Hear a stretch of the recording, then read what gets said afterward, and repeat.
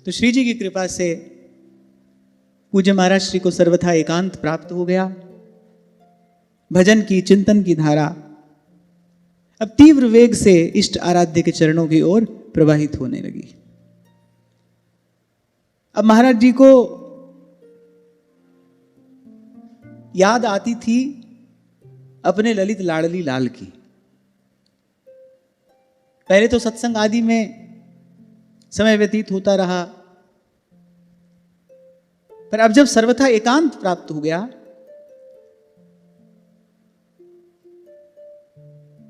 तब अपने प्राणाराध्य श्री लाडली लाल जी का स्मरण आपको होने लगा।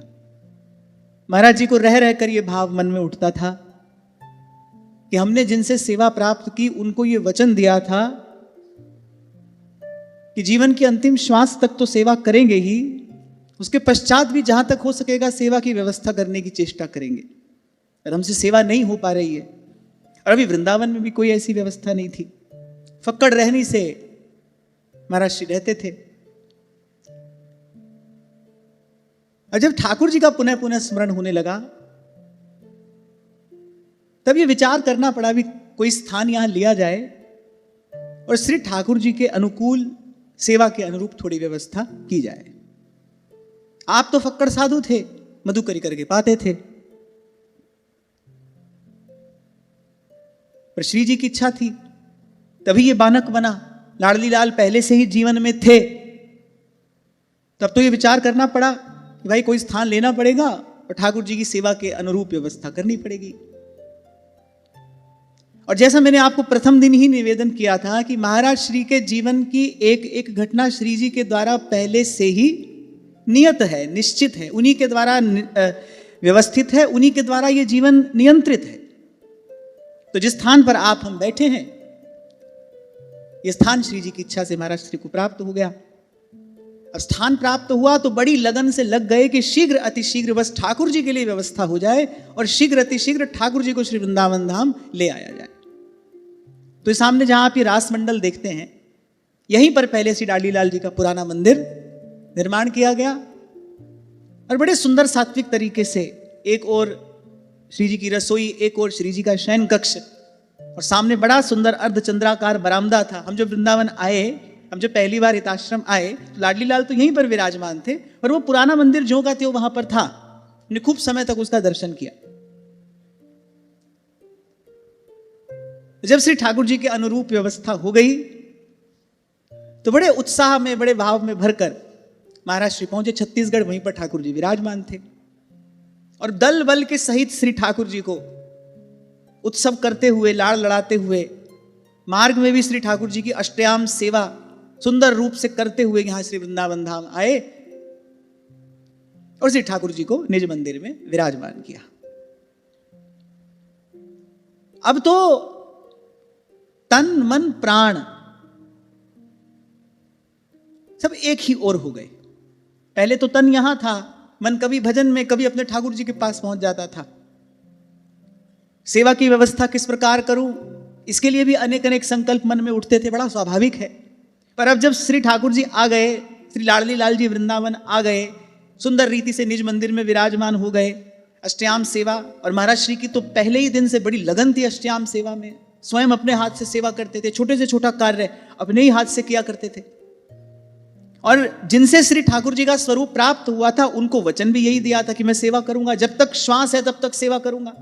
और सेवा में आपकी रुचि थी, सेवा में आपकी बड़ी लगन थी, बड़े भाव चाव से, बड़े उत्साह में भरकर श्री ठाकुर जी का एक एक उत्सव मनाया करते थे।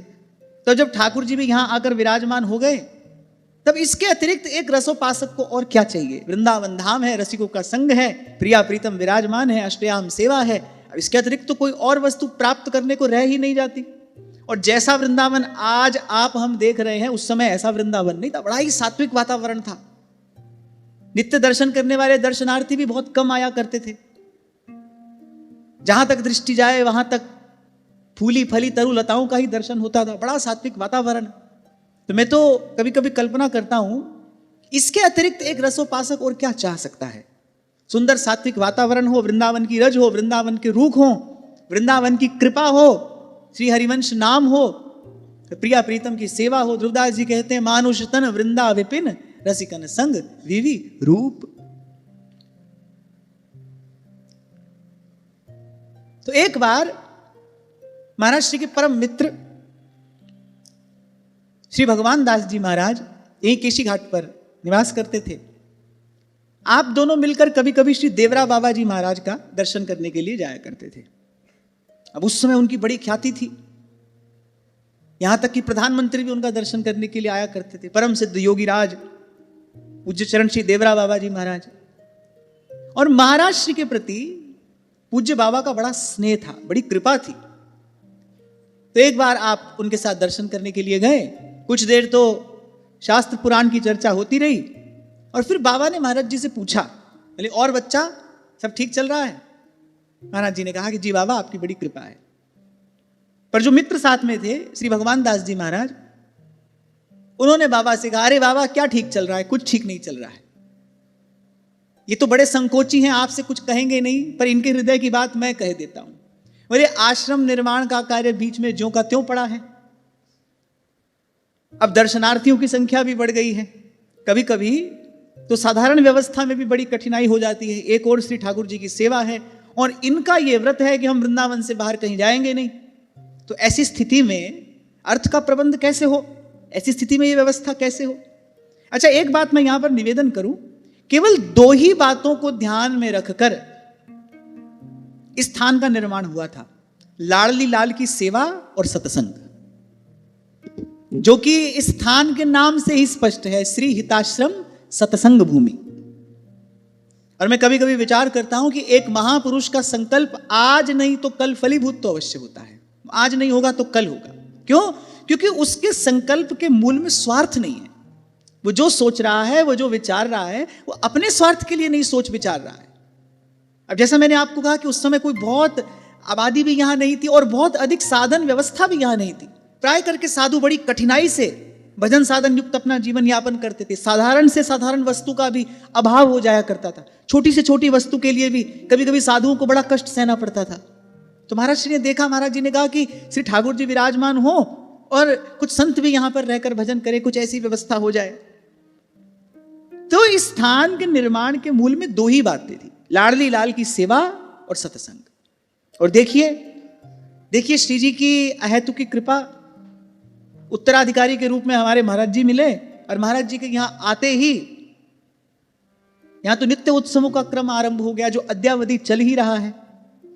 और मैं भी कभी कभी विचार करता हूं कि पीछे घटी घटनाओं का जब कभी चिंतन करता हूं, तो जब कोरोना का समय आया, ये 2020 की बात है, यमुना किनारे कथा हुई थी और उसके बाद हमारा 2 वर्ष का कार्यक्रम निश्चित था। अगले 2 वर्ष का कार्यक्रम उससे पहले निश्चित था। कोरोना आ गया, एकाएक सब रुक गया, सब थम गया। वृंदावन में कुछ काल सतत रहने को मिला। उससे पहले तो भाई एक दिन आए, 2 दिन रहे, फिर लौट गए, फिर आए, फिर लौट गए, यही क्रम चलता रहता था। कुछ काल यहाँ वृंदावन में रहने को मिला। और मैंने आपको एक प्रसंग सुनाया था, किसी यमुना जी के किनारे कथा हुई थी, अंतिम दिन मैंने श्री यमुना जी से भाव में यही कह दिया था, श्री वृंदावन वास बधाई पाई हूं। तो श्री यमुना जी तो मानो देने को तत्पर ही थी। और उसके बाद ऐसी कुछ लीला हुई कि बस मन भी ऐसा हो गया, श्री जी की कृपा से व्यवस्था भी ऐसी हो गई कि भाई अब वृंदावन वास ही करेंगे, अब ये भटकना बहुत हो गया, अब कहीं नहीं जाएंगे। अब कुछ काल ही अभी बीता था और महाराज श्री ने कृपा की और यहां सत्संग की व्यवस्था हो गई। तो मैं पीछे मुड़कर देखता हूं तो मुझे लगता है कि वस्तुतः हम आज तक अपने लिए जो भी सोचते रहे वो व्यर्थ में ही सोचते रहे। श्री जी ने अपनी कृपा से सब व्यवस्था पहले ही बनाकर रखी थी। तो इस घटना से ये प्रेरणा प्राप्त हुई कि भाई अब कल का विचार नहीं करना है, श्री जी ने कर रखा है। हमको कल का विचार नहीं करना है, कल क्या होगा, कल क्या करना है, ना इसका विचार करना है, ना इसकी चिंता करनी है। श्री जी ने सब विचार करके रखा है। और मैं कभी कभी सोचता हूं कि देखो कोई ना कोई पूर्व का संबंध महाराज जी के चरणों से अवश्य रहा होगा कि पहली बार जब वृंदावन आए तो आते ही श्री हिताश्रम में ही आना हुआ। अब हजारों स्थान थे भाई उस समय भी, यहां पर कहीं नहीं गए, यहीं आए। यहां आते ही महाराज श्री का सत्संग प्राप्त हो गया और सत्संग ऐसा लगा कि फिर उसके बाद कहीं जाने की इच्छा ही नहीं हुई। महाराज श्री के सत्संग की कृपा से मन को ऐसी ठौर मिल गई, ठिकाना मिल गया कि कहीं जाने की इच्छा ही नहीं हुई। और फिर वृंदावन वास का प्रसाद देने के बाद करुणामयी श्री जी ने सत्संग की व्यवस्था की, वो भी महाराज श्री के ही चरणों में की।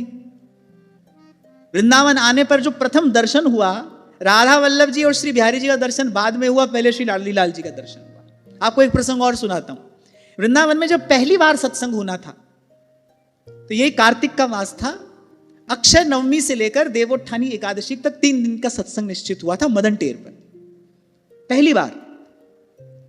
अब जब मदन टेर पहुंचे एक दिन पहले शंभू जी सब व्यवस्था देखने के लिए, तब वहां पर पता चला कि भाई अक्षय नवमी के दिन तो बड़ी भारी परिक्रमा निकलती है और जो एकादशी तक चलती है। तो इन्होंने मुझसे आकर कहा, बोले बड़ा कोलाहल भी वहां पर होगा, बड़ी भारी परिक्रमा वहां से निकलती है, तो वहां तो सत्संग के लिए जो वातावरण चाहिए वो शायद वहां पर उपलब्ध ना हो सके, तो कहीं स्थान परिवर्तन करना चाहिए। महाराज श्री से कहा तो महाराज जी ने कहा हाँ हाँ क्यों नहीं, यही करो। तो पहली सत्संग की सेवा भी जो यहाँ पर निवेदन हुई वो भी लाडली लाल के ही चरणों में निवेदन हुई, वो भी लाडली लाल ने अपनी सन्निधि में ही अवसर हमको प्रदान किया। तो मैं देखता हूं कि हमारा सोचना विचारना सब व्यर्थ है। तभी संत कहते हैं तेरे मन कुछ और है और करता के कुछ और।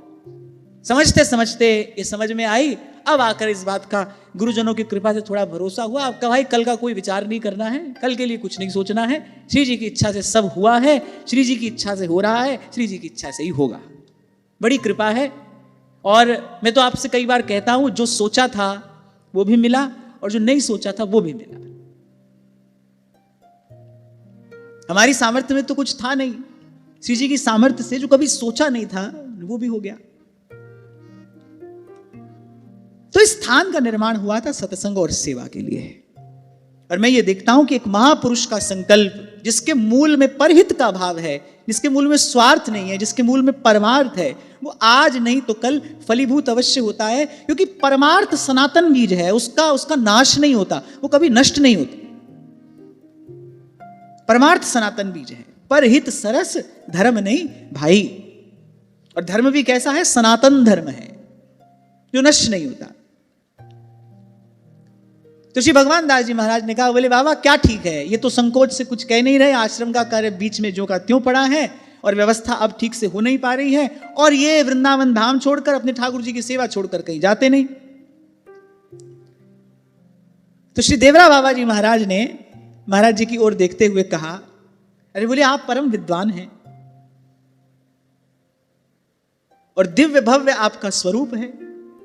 आपसे कहा था मैंने कि महाराज जी का जो व्यक्तित्व था उसमें भी एक अद्भुत प्रभाव था, बड़ी गहन गंभीर मर्म स्पर्शी उनकी वाणी। मुझे तो वो एक ही क्षण स्मरण है, श्री लालजू की छठी थी, आप यहां दर्शन करने के लिए आए, राजभोग का समय था, महाराज श्री को भी यहां से दर्शन करके बगीचे में वहां अचल विहार में लौट जाना था, हमको भी अपने घर वापस लौट जाना था। उस समय महाराज जी का जो आशीर्वाद प्राप्त हुआ, महाराज जी की वो जो पैनी दृष्टि, वो गहन गंभीर स्वर, मैं तो समझता हूं कि भाई हम धन्य हैं कि जाते जाते महाराज श्री हमको वो कृपा प्रसाद प्रदान कर गए। उनका दर्शन हुआ, और दर्शन माने ऐसा साधु नाम दर्शनम पुण्यम, आपको लगे हाँ भाई किसी संत का दर्शन हुआ है। ऐसा अद्भुत उनका व्यक्तित्व, ऐसा उनका आभा मंडल, विलक्षण उनकी प्रतिभा। और क्यों ना हो भाई, त्याग और अनुराग से भरा उनका जीवन, त्याग भी और अनुराग भी, ये दोनों एक साथ दर्शनीय कम होते हैं। बहुत त्यागी का हृदय शुष्क हो जाता है, पर यहां पर त्याग भी और अनुराग भी एक प्रकार से परहित रूपी धर्म मूर्त रूप से विराजमान, जीव मात्र पर दया, अत्यंत कोमल स्वभाव, अद्भुत प्रतिभा, विलक्षण क्षमता, सामर्थ्य। तभी आपको मैंने प्रथम दिन ये चरित्र आरंभ करते समय कहा था, पहली बात यही कही थी, इसमें किसी को कोई संशय न करना चाहिए कि निकुंज से प्रियालाल की कोई अत्यंत निकटवर्तिनी सखी ही महाराज जी के रूप में इस धराधाम पर आई। ये सब सद्गुण एक साथ एकत्रित होना, ये मानवीय सामर्थ्य नहीं है, दिस इज नॉट ह्यूमन। और जैसे जैसे अब हम चरित्र चिंतन कर रहे हैं, तो चिंतन से जो तथ्य होता है वो और स्पष्ट हो जाता है ना, वो और उजागर हो जाता है। तो महाराज जी ने कहा, अरे आप तो परम विद्वान हैं, भव्य आपका स्वरूप है, मधुर आपकी वाणी है, विलक्षण आपकी प्रतिभा है, और आप कथा वार्ता करते हैं तो श्रोता पर उसका प्रभाव पड़ता है। सबसे बड़ी बात यह है, भगवान की कथा कोई सुना रहा हो तो भाई सुनने वाले के मन में भगवान के चरणों के प्रति अनुराग उत्पन्न होना चाहिए ना, तो उसका कहना सफल है। बोले आप जब कथा वार्ता कहते हैं तो श्रोता के मन पर प्रभाव पड़ता है, उसके हृदय में भाव का संचार होता है। तो आप बाहर क्यों नहीं जाते? तो महाराज श्री ने संकोच पूर्वक उत्तर दिया, बोले बाबा आपकी सब बातें सत्य हैं, पर एक ध्रुव सत्य यह भी है कि इस जीवन के साथ अनिश्चितता जुड़ी है। क्षणभंगुर जीवन है, पता नहीं कहां जीवन का अंत हो जाए, और मेरी इच्छा तो केवल एक ही है कि अंत समय बस ये वृंदावन की दिव्य चिन्मय रज मुझे प्राप्त हो। बस इसीलिए मेरा कहीं जाने का मन नहीं होता, इसीलिए मैं कहीं जाने का साहस नहीं कर पाता। अब बाबा पता नहीं किस भाव में बैठे थे, सिद्ध महापुरुष तो वो थे ही। महाराज जी का ये भाव लगता है बाबा के हृदय को स्पर्श कर गया, और एकाएक बाबा ने अपना हाथ उठाकर कहा, बोले अगर इस वृंदावन की रज प्राप्ति की ऐसी लालसा है, बाबा ने कहा बच्चा मैं तुम्हें वचन देता हूं कि कहीं भी रहो पर अंत में तुम्हें वृंदावन की रज की प्राप्ति होगी। एक परम सिद्ध संत श्री यमुना का किनारा, श्री यमुना जी की साक्षी में बाबा ने कहा कि बच्चा मैं तुम्हें वचन देता हूं, कहीं भी रहो, तुम कहीं भी जाओ, स्वतंत्र रूप से विचरण करो, मेरा वचन है तुमको, अंत में तुम्हें वृंदावन की इस दिव्य चिन्मय देव दुर्लभ रज की प्राप्ति अवश्य होगी। एक महान सिद्ध संत योगी राज, उनसे ऐसा आशीर्वाद प्राप्त हो जाना। इसके बाद महाराज जी निश्चिंत हो गए, और मैं देखता हूं कि इस घटना के पीछे भी शायद श्री जी की इच्छा रही होगी कि महाराज जी जहां तक हो सके जाएं और इस रस रीति का प्रसार हो। जो योग्य अधिकारी जन हैं, जो प्रेम पिपासु हैं, वो इसकी कणिका पाकर कृतार्थ हो जाएं। और भाई नियम भी यही है, संसार के प्रपंच में पड़ा जीव वो ना तो संत तक पहुंच सकता है ना भगवंत तक पहुंच सकता है। संत भगवंत ही कृपा करते हैं, वही उस तक आते हैं, वही संसार के जंजाल से उसको निकाल कर इस सत्य का, इस प्रेम का मार्ग दिखाते हैं, उस पर चलाते हैं। श्री जी की इच्छा रही होगी, महाराज जी के लिए ऐसी व्यवस्था कर दी। और मेरा तो ऐसा बड़ा पक्का विश्वास है, संत के मुख से भगवान ही बोलते हैं। अगर आपके बिना प्रयास के, आपकी बिना किसी खींचातानी के अगर सहज में संत कुछ कह रहा है ना, तो आप समझो वो वाक्य जो है ना वो ब्रह्म वाक्य है। संत वचन पलटे नहीं, संतों की वाणी है। पलटू साहब कहते हैं संत वचन पलटे नहीं, अरे पलट जाए ब्रह्मांड क्यों? क्योंकि साधु बोले सहज सुभाए। साधु ने जो कहा है उसमें उसका कोई स्वार्थ नहीं है। साधु बोले सहज सुभाए, और साधु का कहा वृथा नहीं जाए। और बाबा ने तो कहा कि बच्चा मेरा वचन है, तुम कहीं भी विचरण करो और अंत में तुम्हें इस रज की प्राप्ति होगी। और ऐसी एक दो घटनाएं महाराज जी के जीवन में घटी। एक बार तो बड़ा भयानक एक्सीडेंट हुआ। सत्संग के लिए आप जा रहे थे और मामूली सी खरोंच आई। जब लोगों ने पूछा, चिंता व्यक्त करते हुए कहा, तो बोले मेरे लिए किसी को चिंता करने की आवश्यकता नहीं है। बोले पूज्य बाबा का आशीर्वाद सदा मेरे साथ है। मुझे एक बात निश्चित रूप से ज्ञात है, अंत में मुझे वृंदावन धाम मिलेगा। और मुझे लगता है भाई सारा साधन इसीलिए किया जाता है। श्री यमुना जी का तट हो, वो सुंदर वंशी वट हो, मेरा सावरा निकट हो, जब प्राण तन से निकले, इतना तो करना स्वामी, जब प्राण तन से निकले। इसलिए श्री डोंगरे जी महाराज ये बात कहा करते थे, बोले जीवन कैसा व्यतीत हुआ, आपने कैसा जीवन व्यतीत किया है, बोले वो अंत समय जो है ना, बस वही परीक्षा का क्षण है, वही बताएगा कि आपका जीवन कैसा था। जैसे कई बार मैं एक उदाहरण दिया करता हूं कि एक बच्चा सारा साल किताब हाथ में लेके पढ़ा रहे, जब देखो पढ़ ही रहा है, जब देखो पढ़ ही रहा है। माता पिता जब देखते हैं, देखिए किताब खोल के बैठा है, पढ़ ही रहा है, अब परीक्षा में फेल हो जाए। अब वो बताओ, वो जो वर्ष भर की पढ़ाई है वो किसी काम की हुई? कोई काम की नहीं। और एक बच्चा वर्ष भर खेलता कूदता है, परीक्षा आती है थोड़ी देर के लिए पढ़ लेता है, बड़े अच्छे अंक लेकर उत्तीर्ण हो जाता है। अब भाई सारे साल की पढ़ाई तो अंत में परीक्षा में उत्तीर्ण होने के लिए है। ऐसे जीवन कैसा है, वो जो अंतिम समय है ना, वो उसकी परीक्षा है, वो प्रमाण है, वो क्षण निश्चित करेगा कि आप इस जीवन की परीक्षा में उत्तीर्ण हुए कि अनुत्तीर्ण हुए, पास हुए कि फेल हुए। अच्छा, यहां बीच में कुछ नहीं है, यहां फर्स्ट सेकंड थर्ड क्लास नहीं है, या तो पास हुए या फेल हुए। भगवान का स्मरण हुआ, भगवत चरणारविंद की स्मृति हो गई तो पास हो गए, और नहीं हुआ तो फिर फेल हो गए। फिर तो आए हैं सो जाएंगे, राजा रंक फकीर।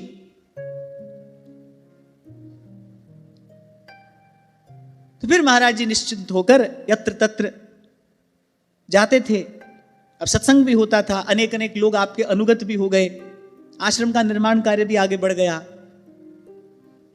हाँ, लेकिन एक नियम था, अपनी ओर से कभी याचना नहीं की।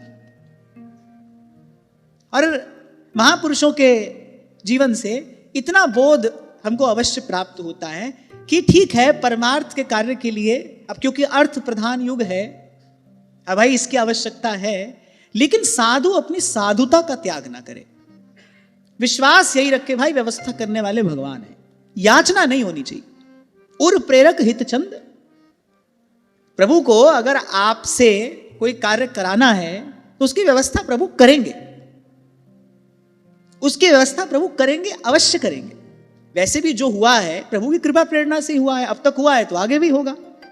लेकिन अगर साधु हो जाए, अगर साधु हो जाए तो फिर साधु हो जाने के बाद याचना ना करे, संसार के किसी व्यक्ति के सामने हाथ ना पसारे, क्योंकि भगवान कह रहे हैं मोर दास कहाई नर आशा, फिर करे तो कहू कहा विश्वास। यहां हानि होती हो, लाभ होता हो, यहां कुछ बनता हो, बिगड़ता हो, पर अगर एक बार साधु हो गए उसके बाद जीवन में किसी संसारी व्यक्ति से याचना नहीं रहनी चाहिए। अच्छा, भगवान से याचना करने की आवश्यकता नहीं है, बिन बोलिया सब कुछ जानदा, भगवान से कुछ कहने की आवश्यकता नहीं है। तभी महाराज कह रहे हैं किस आगे कीजे अरदास बिन बोलिया, वहां तो बोलने की आवश्यकता नहीं है, संसार वाले से बोलना नहीं है। साधु हो जाए तो फिर जीवन ऐसा। तो महाराज जी ने भी मांगा नहीं, यत्र तत्र जाते थे तो भी अपने मन में यही भाव लेकर कि कहीं कोई इस प्रेम रस का पिपासु हो तो उसको इस रस रीति के प्रसाद की कणिका मिल जाए। और उनके हृदय का भाव श्री जी ने पूर्ण रूपेण स्वीकार किया। अनेकों अनेक लोग आपके अनुगत हुए, कितने लोग यहां वृंदावन धाम में आकर विरक्त हो गए और बड़ी अच्छी रहनी से रहकर भजन साधन में लग गए। अब एक बार महाराज श्री का जाना हुआ दार्जिलिंग की ओर, अब बड़ी दूर की यात्रा थी, पूरे भारत में महाराज जी ने भ्रमण किया, अब बड़ी दूर की यात्रा थी। अभी वहां पर पहुंचे कुछ 2-3 दिन ही हुए थे और महाराज जी को एक स्वप्न हुआ कि भाई वृंदावन में आश्रम में श्री लाडली लाल जी की जो सेवा है ना वो ठीक प्रकार से नहीं हो रही है। स्वप्न में देखा, बोले जो उस समय जो पुजारी है वो आरती करने के लिए बत्ती को आरती में न रखकर बोले विग्रह स्वरूपों के सिर पर रखकर जला रहा है और वहीं पर उनको घुमा रहा है। और देखा आश्रम में यत्र तत्र गंदगी फैली है। ये सब महाराज जी ने वहां पर स्वप्न में देखा और जैसे ही सुबह उठे बड़े अनमने हो गए। जो लोग साथ में गए थे उनमें से एक को बुलाकर कहा कि मुझे अभी वृंदावन वापस जाना है। अब लोग बड़े हैरान हो गए, इतनी लंबी यात्रा, अब दार्जिलिंग कोई निकट तो है नहीं, और उस समय कोई ऐसा नहीं था कि आप हवाई जहाज में बैठे और पहुंच गए, ट्रेन की भी रिजर्वेशन हो तो यात्रा संभव है। तो महाराज जी ने कहा कि रिजर्वेशन हो न हो पर मुझे आज अभी इसी समय वृंदावन के लिए निकलना है। अब वही बात हुई, रिजर्वेशन हुआ नहीं। अब महाराज जी साधारण ही गाड़ी में बैठकर लेकिन वृंदावन के लिए चल दिए, उसके बाद रुके नहीं। एक कहावत है कि नागरी को चित्त गागरी में, समझ गए? वो पनघट पर वो जो गगरी लेकर चलती है ना कोई युवती, वो सारे संसार की वार्ता भले कर ले लेकिन उसका मन गगरी में रहता है कि जल छलक ना जाए। बड़ा परिश्रम किया है वहां तक जाने में, जल भरने में, तो ये जल छलक ना जाए। तो ऐसे महाराज श्री भी कहीं पर रहे, एक बार नहीं अनेक बार ऐसे प्रसंग घटित हुए। एक बार पुजारी ने प्रमादवश बहुत गरम गरम दूध श्री लाडली लाल जी को शयन के समय निवेदन कर दिया। लाडली लाल जी ने तुरंत महाराज जी को शिकायत कर दी। क्यों? क्योंकि अपने इष्ट के साथ एकात्मता है। इसको कहते हैं अपने इष्ट के साथ मन का एक हो जाना। तभी कुछ दिन पहले आपको कह रहा था मैं कि सेवा भले थोड़ी करो लेकिन पहले इष्ट मिले और फिर मन मिले। आपके इष्ट के साथ आपका मन एक होना चाहिए, इष्ट की रुचि का कुछ बोध होगा तभी तो सेवा बनेगी, नहीं तो उससे पहले तो जो हो रहा है वो अपना मन भाया हो रहा है। सेवा कहते ही उसको है जो सेव्य के मन के अनुरूप हो। किसी भी क्रिया को सेवा कब कहा जाएगा? किसी भी क्रिया को सेवा तभी कहा जाएगा जब वो सेव्य की इच्छा के अनुरूप है। अंत में श्री भरत जी ने रघुनाथ जी से यही कहा, बोले हित हमार सिय पति सेवकाई, हमारा हित तो आपकी सेवा में है जिसमें प्रभु की रुचि हो। जी विधि प्रभु प्रसन्न मन होई, करुणा सागर कीजिए सोई। जिसमें आपको रुचे, जो आपको रुचे, जिसमें आपकी प्रसन्नता हो। मैं तो सेवक हूं, सेवा मेरा धर्म है। और कोई भी क्रिया सेवा तभी है जब उसमें सेव्य की प्रसन्नता हो, सेव्य की रुचि हो। अरे सबते सेवक धर्म कठोरा, सेवा तो सबसे कठोर है। तभी मैंने आपको कहा था करने को कुछ नहीं कर रहे और कहने को सबको यही कह रहे हैं सुबह से शाम तक हम तो सेवा में हैं, हम तो सेवा में हैं। वो सेवा होनी चाहिए। पहले इष्ट के साथ आपका मन एक हो, इष्ट के साथ आपका मन मिले, इष्ट की रुचि के अतिरिक्त आपके जीवन में अपनी कोई रुचि ना रहे, अपनी कोई इच्छा ना रहे। दो समय सेवा करो, पर वो सेवा होनी चाहिए, सेवा को सुख प्रदान करने वाली होनी चाहिए। उसमें लाड़ हो, उसमें प्रेम हो, स्नेह हो, अनुराग हो, उसका दर्शन होना चाहिए। आपको भी उसका अनुभव हो, आपके भी मन को कुछ तृप्ति हो। सब लोगों ने पूछा, बोले महाराज जी ऐसा हो क्या गया कि अभी 3 दिन यहां पर आए हुए हैं, इतनी लंबी यात्रा करके आए हैं। महाराज जी ने कहा नहीं बस हमको जाना है, और चल दिए। और अगली दोपहर को जब यहां आश्रम में आकर देखा तो जो दृश्य स्वप्न में दिखाई पड़ा था, यत्र तत्र गंदगी फैली है। बोले आश्रम में किसी ने 2-4 कुत्ते के पिल्ले और पाल लिए पीछे से, जिन्होंने यत्र तत्र मल त्याग कर दिया है। बड़ा हृदय महाराज जी का दुखी हुआ और कहने लगे बस यही एक कारण था, यही एक कारण था हमारे कहीं न जाने का। पर अव्यवस्था देखकर, अच्छा सबसे बड़ी बात है कि स्वच्छता उनको अत्यधिक प्रिय थी। और यह एक उपासक का सहज गुण होता है, होना चाहिए, क्योंकि स्वच्छता ही पवित्रता की जननी है। कल्पना करिए एक स्थान जो स्वच्छ ही नहीं है, वहां पर बैठकर किसी को पवित्रता की अनुभूति हो सकती है? कभी नहीं हो सकती, कभी भी नहीं हो सकती।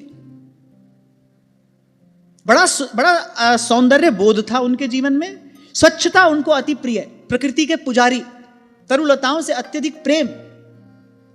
प्रत्येक वस्तु उनके जीवन में भीतर बाहर, उनके भीतर भी उनका जीवन सुव्यवस्थित, और वो जहां रहते वहां भी प्रत्येक वस्तु अत्यंत स्वच्छ और सुव्यवस्थित। हमारे महाराज जी कई बार हमको बताया करते हैं ये बात, बोले बिल्कुल राजर्षि के जैसा उनका जीवन था। और वैसे भी जो श्रृंगार रस का उपासक होगा, जो इस दिव्य अद्भुत विलक्षण लोकोत्तर रस की उपासना में लगा होगा, उसके भीतर इन सब सद्गुणों का होना बड़ा स्वाभाविक है।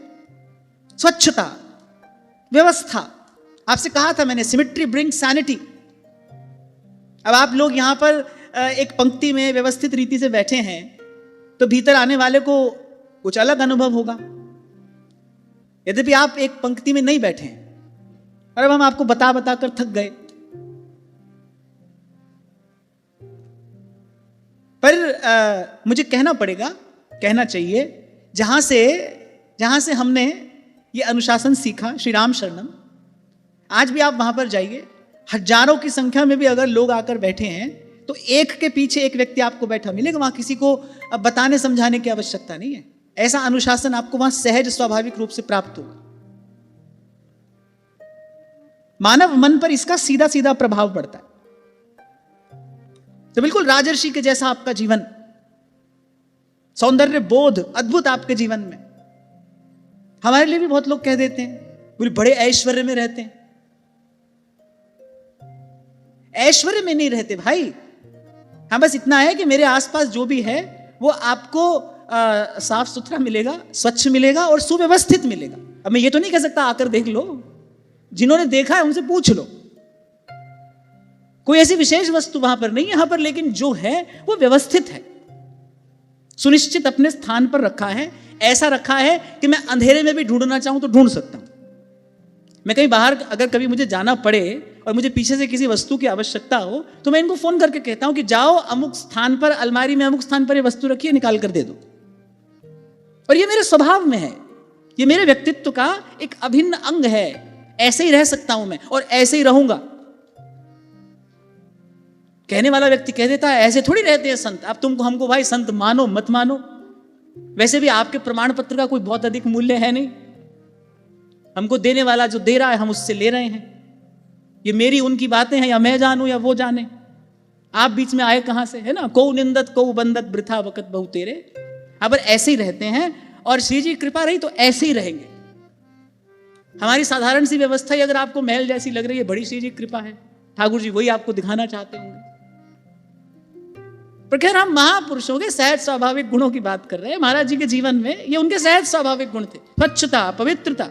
महाराज जी हमको बताया करते, प्रसाद पाने भी बैठते थे तो बड़े तरीके से सन्मुख पहले चौकी रखी जाती थी और उस पर बैठकर बड़ी सुंदर रीति से आप प्रसाद ग्रहण करते थे। छोटी छोटी चेष्टा उनकी देखो। आपसे कभी कहा था मैंने, एक व्यक्ति अगर अनुशासित है तो वो सुबह जगने से रात सोने तक प्रत्येक क्रिया में अनुशासित होगा। यदि उसके जीवन में व्यवस्था है तो फिर उसके जीवन में आपको सांगोपांग व्यवस्था का दर्शन होगा। ऐसा नहीं कहीं व्यवस्थित है कहीं नहीं, कहीं अनुशासित है कहीं नहीं, ऐसा नहीं होता है। आप अपने व्यक्तित्व को हिस्सों में बांट नहीं सकते, और कम से कम एक साधक तो ऐसा कभी नहीं कर सकता, वो कभी करेगा नहीं। तो जैसा है वैसा है, सबके सामने है। तो जैसा है वैसा है और सबके सामने है। अभी कुछ दिन पहले की बात है, ऐसे किसी ने मुझे कहा, बोले कोई आपके लिए कह रहे थे, बोले देखो कैसे महल में रहते हैं, ऐसे रहते हैं क्या संत? हाँ भाई हम तो ऐसे ही रहते हैं, ऐसे ही रहेंगे। अगर मैं आपकी जानकारी के लिए बता दूं कि एक भी ताले वाली अलमारी नहीं है हमारे यहां, छिपा के रखने जैसी कोई चीज ही नहीं है। जो भी है वो साफ स्वच्छ है, व्यवस्थित है। और मैंने कहा कि ये मेरे व्यक्तित्व का एक हिस्सा है, क्योंकि मैंने इसको अपने साधक जीवन में अनुभव किया है कि सिमेट्री ब्रिंग सैनिटी। इस बात को मैंने 100% अपने जीवन में अनुभव किया है। इसका आपके मन चित्त पर प्रभाव पड़ता है। हाँ, एक युक्ति मैं आपको बता सकता हूं, आपको अनुभव करके देखना हो तो देख लेना। आपके कमरे में 10 चीजें, जाकर उनको बिखेर दो, फिर बैठो उनके बीच में, और फिर उनको सुव्यवस्थित करके रखो, फिर बैठो उनके बीच में। आपको स्वयं अनुभव हो जाएगा कि व्यवस्था, ये जो सुव्यवस्थित व्यवस्था है, well arranged, well organised place, इसका आपके मन चित्त पर कैसा प्रभाव पड़ता है। आप खुद देखो इसको। वस्तु 2 हो के 20 हो, साफ सुथरी होनी चाहिए, व्यवस्थित होनी चाहिए। ब्रह्मर्षि स्वामी श्री सत्यानंद जी महाराज वो ये बात साधकों से कहा करते थे। बोले कि साधु के पास भले 2 जोड़ी कपड़ा हो, लेकिन वो साफ सुथरा होना चाहिए। महाराज श्री स्वयं अपने जीवन में क्या क्या करते थे, कपड़ा धुलकर आता था, रात्रि को उसको अपने तकिए के नीचे रख लिया करते थे, उसकी सिलवट कम हो जाती थी, फिर उसको धारण करते थे। ऐसे बहुत महापुरुषों के जीवन में मैंने देखा, सौंदर्य के प्रति एक बोध होता है, एक सात्विक सौंदर्य के प्रति एक सहज बोध होता है उनके जीवन में। परम पवित्र वार्ता हम यहां पर करते हो, 10 मक्खी भिन भिन आती हो, ये तो बड़ा कठिन है भाई, मेरे लिए तो बड़ा कठिन है। अब आप इसको मेरी कमी मान लो तो भी मुझे स्वीकार है, पर मेरे लिए तो बड़ा कठिन है। शंभू जी कहां है? हमें शंभू जी लगे हाथ। आपको एक बात बता दूं, आज के बाद कभी भी बाहर गुब्बारे लगे हो ना, मेरे आने से पहले आप हटा देना, दोबारा लगाने पड़े दोबारा लगा देना, ठीक है? इतनी कृपा आप हम पर करना भाई। बड़ी पवित्र वार्ता करने के लिए हम यहां पर बैठते हैं। कितनी अपवित्र वस्तु है ये, कितनी अपावन, कितनी अपवित्र। कायदे से तो मंदिर आश्रम के प्रांगण में इसका प्रवेश भी नहीं होना चाहिए। आप श्रीमद् भागवत में जाकर पढ़िए, आप श्रीमद् भागवत में जाकर पढ़िए कि किस प्रकार कथा का मंडप तैयार किया जाता है, कितनी पवित्रता, कितनी सुचिता से कथा मंडप का निर्माण किया जाता है। क्यों? क्योंकि वहां पर ज्ञान यज्ञ होने वाला है। केवल प्रत्यक्ष में ही नहीं, अप्रत्यक्ष रूप से भी कितनी दिव्य चेतनाएं वहां पर आकर सत्संग का लाभ ले सकती हैं। इस भाव को अपनी दृष्टि में रखकर कथा मंडप को तैयार किया जाता है। हजारों लोग मुझे मिलते हैं, गुरुद्वारे में जाते हैं। बहुत सारे लोग तो ऐसे भी होते हैं जो ये कहते हैं कि जो जो वाणी वहां पर गाई जाती है वो हमको समझ में नहीं आती, लेकिन सुनने से मन को बहुत शांति मिलती है, मन बड़ा शांत हो जाता है। आप गुरुद्वारे के परिसर में भी जाइए, आप उस प्रांगण में भी जाइए, आपके मन को एक बड़ी सात्विक अनुभूति होती। क्यों? क्योंकि बड़ी सुचिता, पवित्रता, स्वच्छता, व्यवस्था, और प्रत्येक जाने वाला उस व्यवस्था के प्रति सहज ही समर्पित है। जो भी जाने वाला है वो उस व्यवस्था के प्रति सहज ही समर्पित है। भाई सद्गुण तो कहीं से भी ग्रहण करना चाहिए, अच्छी बात तो कहीं से भी सीखनी चाहिए। हमको भी अपने मंदिर देवालय इसी रीति से स्वच्छ पवित्र रखने चाहिए। इसकी ओर अवश्य प्रयास किया जाना चाहिए। स्वच्छता, पवित्रता, अरे ये तो मैं कहूं कि एक साधक के लिए बेसिक एटिकेट्स है। ये तो बहुत साधारण शिष्टाचार है एक साधक के लिए, एक उपासक के लिए। स्वच्छता, पवित्रता, उसके अपने जीवन में भीतर भी और बाहर भी, वो जिस व्यवस्था में रहे वहां पर भी। बिल्कुल ये नहीं कहा जा रहा है कि 4 चीज हमको चाहिए ना, जो भी हमारे पास है वो व्यवस्थित होना चाहिए, वो स्वच्छ होना चाहिए।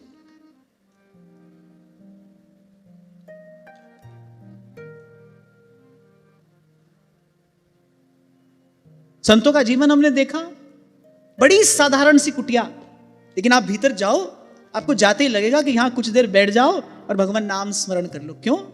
गौ के गोबर से लिपी है, तुलसी का थावला है, और साधु ने बड़ी सुंदर व्यवस्था से प्रत्येक वस्तु वहां व्यवस्थित रखी है। एक तो वस्तु वहां पर आवश्यकता से कम है, अधिक नहीं है, और जो है वो भी बड़ा सुंदर है, बड़ा व्यवस्थित है।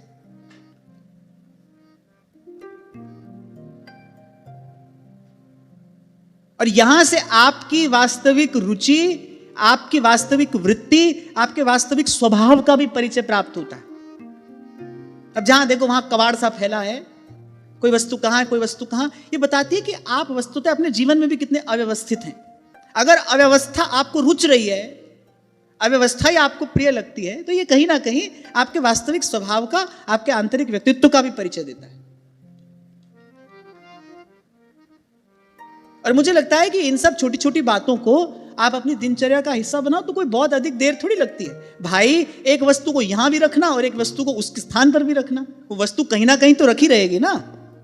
उस वस्तु को कहीं ना कहीं पड़े रहने के लिए स्थान चाहिए ना, क्यों ना उसको यथास्थान रखा जाए।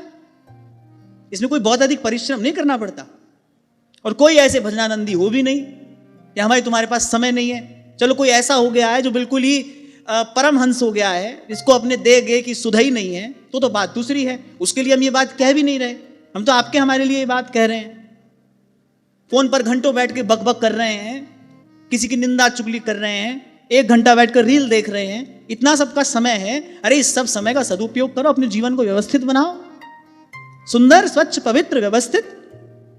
क्योंकि भाई मैंने इन सब बातों के नाम पे साधकों को बहुत प्रमादी होते हुए देखा है, बड़ा प्रमाद उनके जीवन में।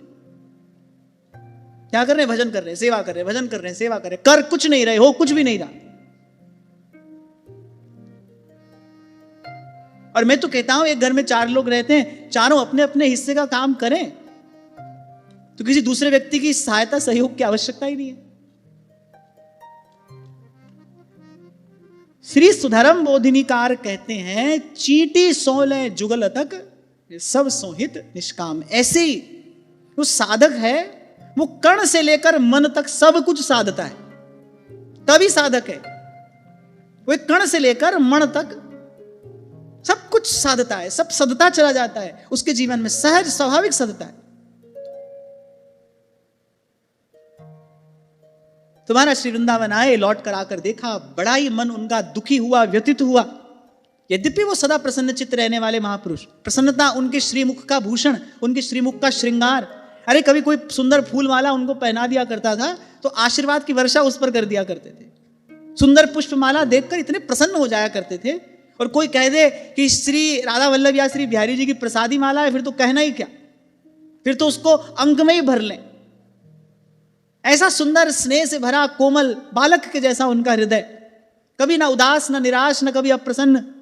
चोरी हो गई एक बार आश्रम में और अच्छी खासी हानि हुई, ले गए चोर सब। एक महात्मा आए, बोले महाराज जी कुछ रिपोर्ट कराएं, चोरी हो गई, बड़ी भारी चोरी। उन्होंने कहा भाई किसी ने दिया था, कोई ले गया, हम बीच में कहां से आए, श्री जी की इच्छा होगी फिर सब व्यवस्था हो जाएगी। और आप बड़े प्रेम से बाल भोग करते रहे। दूसरे महात्मा बड़े चिंतित हो गए, वो बेचारे दौड़े आए, सुना है महाराज जी चोरी हो गई और अच्छी खासी हानि हुई, चोर बहुत सब सामान ले गए। बोले अब छोटी छोटी बात के लिए कौन चिंता करे, बोले इतनी छोटी छोटी बात की कौन चिंता करे, किसी ने दिया था, कोई ले गया, कोई लेकर आया था, कोई लेकर चला गया। और बोले यही संसार है, हमारे लिए संसार का स्वरूप थोड़ी बदल जाएगा, हमारे लिए संसार का नियम थोड़ी बदल जाएगा। ध्यान रखना आपके जीवन में कोई वस्तु लेकर आया है, कोई उसको लेकर भी जाएगा। इसी को जीवन का प्रवाह कहते हैं। कोई आपके जीवन में वस्तु लेकर आया है, कोई वस्तु लेकर जाएगा। कोई आपका सम्मान करेगा, कोई आपका अपमान भी कर सकता है। कोई आपकी स्तुति करेगा, कोई आपकी निंदा करेगा। कोई आपके लिए अनुकूलता का निर्माण करेगा, कोई कांटा बो देगा आपके रास्ते में। यही संसार है भाई। पर वो सब आने जाने देने लेने और खोने पाने के पीछे है क्या? निज कृत कर्म भोग सब भ्राता।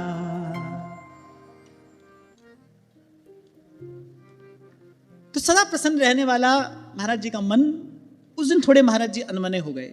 उस दिन मन थोड़ा खिन्न हो गया। आश्रम में जब बड़ी अव्यवस्था देखी, असुचिता अपवित्रता जब आश्रम में देखी, तो उनका मन खिन्न हो गया। अच्छा, छोटे से छोटा कार्य करने में भी संकोच नहीं करते थे।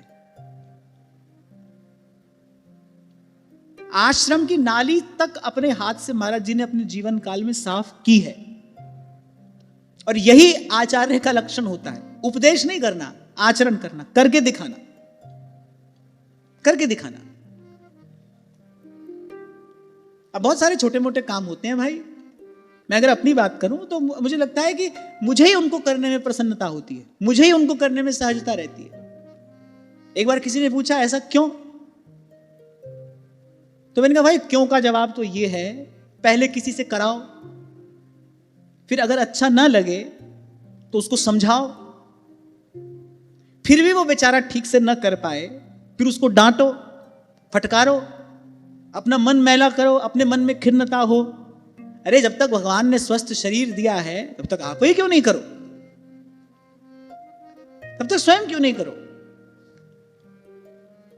और मैंने तो आपसे बहुत पहले भी कहा था कि महापुरुषों के दिए हुए कुछ ऐसे मूल मंत्र होते हैं जो जीवन भर आपकी राह आलोकित करते हैं, प्रकाशित करते हैं। ऐसे अनेक अनेक संतों महापुरुषों की वाणी वही हमारे जीवन का आधार है। संत सभी गुरुदेव हैं, सभी संत गुरु स्वरूप में विराजमान हैं, और उनकी वाणी, उनके शब्द हमारे लिए मंत्र हैं। और उन्हीं कुछ सूत्रों में, उन्हीं कुछ सिद्धांतों में गुरु साहेब के श्रीमुख से प्रकट हुए ये 3 शब्द, किरत करो, नाम जपो और वंड छक्को। 3 शब्दों में एक प्रकार से उन्होंने आपको पूरी जीवन शैली दे दी, आर्ट ऑफ लिविंग, जीवन जीने की कला। किरत करो, साधक को पुरुषार्थी होना चाहिए। अप्रमत्तेन, उपनिषद कहते हैं, किसी भी प्रकार से जीवन में प्रमाद ना आने पाए। खाए खाए पड़े रहोगे तो प्रमाद ही आएगा, और क्या होगा। साधक को सदा पुरुषार्थी होना चाहिए, पुरुषार्थ करता रहे। इसलिए कई बार आपसे मैंने कहा, कभी भूल से भी अपने मन में यह भाव नहीं आना चाहिए कि हमको किसी से सेवा करानी है, कोई हमारी सेवा करे, हम करें सबकी सेवा, सबकी। यहां एक बड़ा सुंदर प्रसंग लिखा है। महाराज जी एक बार यहां से अचल विहार की ओर जा रहे थे गाड़ी में बैठकर, एक बिल्ली का बच्चा गाड़ी के आगे आ गया। एकदम से गाड़ी को रोका गया, कुछ उसके पांव पर खरोंच आ गए। महाराज जी ने उसको गोद में उठाया, आश्रम ले आए। जब तक वो स्वस्थ नहीं हो गया तब तक अपने हाथ से उसकी मरहम पट्टी करते रहे। और जब वो स्वस्थ हो गया तो वो कहीं जाए नहीं, जब स्वस्थ हो गया तब कहीं जाए नहीं। बोले उसके बाद उसने अपना शेष जीवन काल यही महाराज जी के आसपास ही बिताया। इसको कहते जीवे दया, जीव मात्र पर दया, जीव मात्र पर करुणा।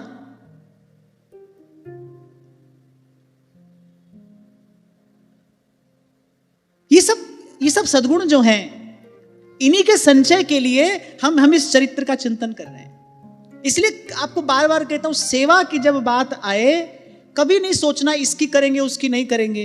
अगर ऐसा द्वंद्व, ऐसा द्वैत आपके मन में है, फिर आपके द्वारा कभी सेवा हो ही नहीं सकती। फिर जो भी होगा वो व्यापारी होगा, उसके मूल में आपका कोई ना कोई एजेंडा होगा, इसके बदले में हमको ये मिले। सेवा करने वाला तो मैं सेवक सचराचर रूप स्वामी भगवंत। कभी महाराज कहते तुद आ गए अरदास हमारी, कि जीव पिंड सब तेरा, कहु नानक सब तेरी वड्याई, कोई नाम न जाने मेरा। सेवा तो जब भी मिले समझना भाई प्रभु ने हमको ये स्वर्णिम अवसर दिया है, कुछ कर लेने का, कुछ पा लेने का, कुछ साध लेने का। स्वयं को साधने के लिए सबसे सिद्ध युक्ति है सेवा। यहां पर मैंने कहा सेवा जो निष्काम भाव से हो, सेव्य के सुख के लिए हो। किसी जीव की भी हम सेवा कर रहे हैं ना, तो अपने मन में यही भाव रखना है, भाई ये प्रभु की रचना है, साईं के सब जीव हैं, कीड़ी कुंजर दोए, चींटी भी उसी की है, हाथी भी उसी का है, बोले साईं के सब जीव हैं। सेवा करनी है, इसी भाव से सेवा करनी है, मेरे प्रभु का जीव है भाई, इसकी सेवा करने से मेरे प्रभु को प्रसन्नता हो, इसलिए सेवा करनी है।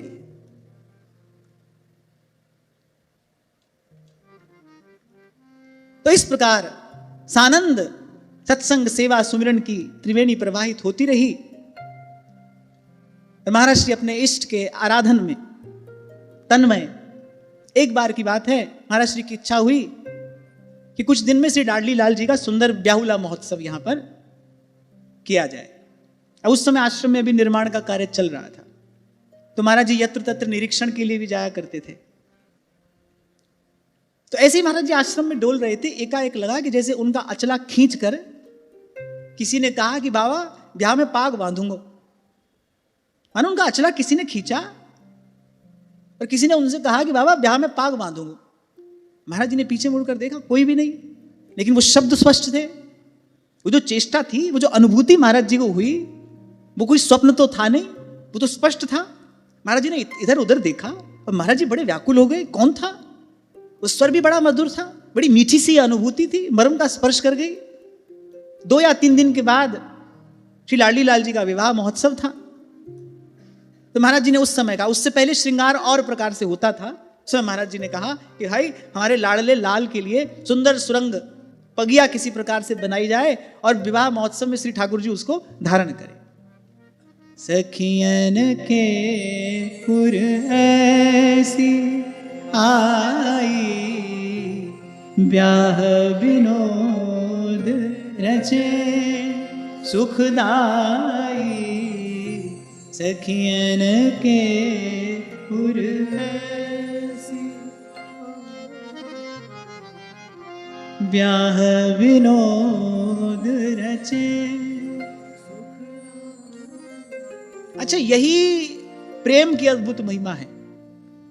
यद्यपि सकल लोक चूड़ावनी, वो जो तीनों लोगों का ठाकुर है, वो जो तीनों लोगों को देने वाला है, प्रेमी के सन्मुख आकर वो ठाकुर भी उसके प्रेम भाव की याचना करता है।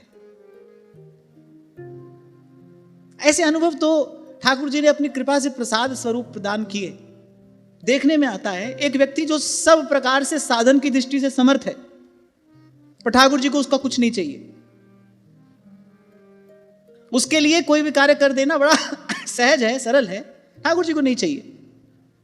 और एक दूसरा व्यक्ति है, उस बेचारे के पास कुछ नहीं है, हो सकता है उसको कोई कार्य कह दिया जाए तो उसको उधार लेकर करना पड़े, पर प्रभु को उसी से ही कराना है। तो मैं अपने जीवन का ये छोटा सा अनुभव आपको कह रहा हूं। जिसके पास सब कुछ है, उसकी वस्तु उनको नहीं चाहिए, पर कोई है जो बेचारा साधन शून्य है, उसको भले उधार लेकर सब व्यवस्था करनी पड़े, प्रभु को उसी से लेना है, उसी के वस्तु को धारण करना है।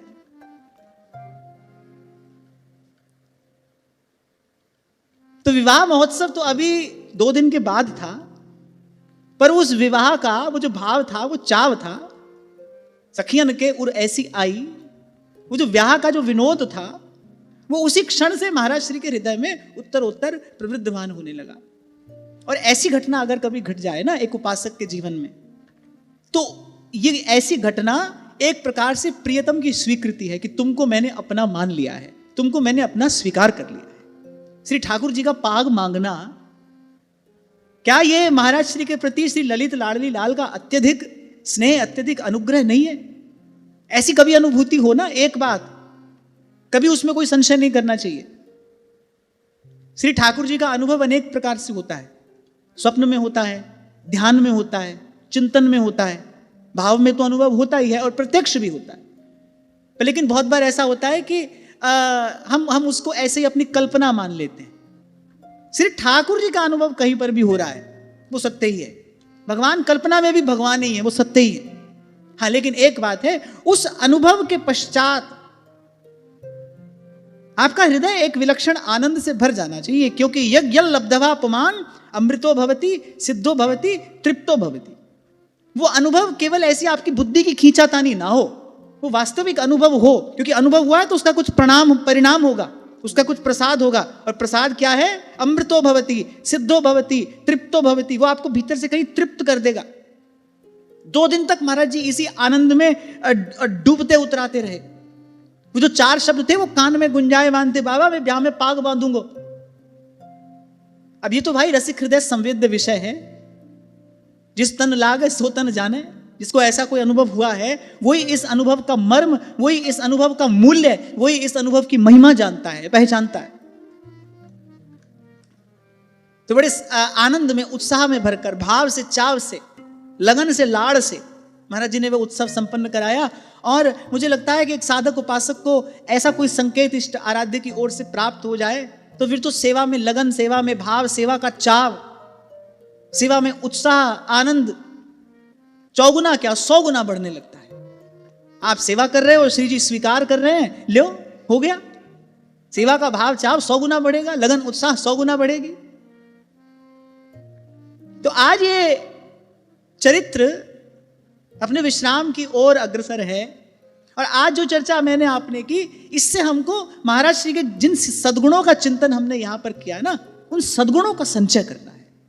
स्वच्छता, पवित्रता, अनुशासन, नियम, व्यवस्था,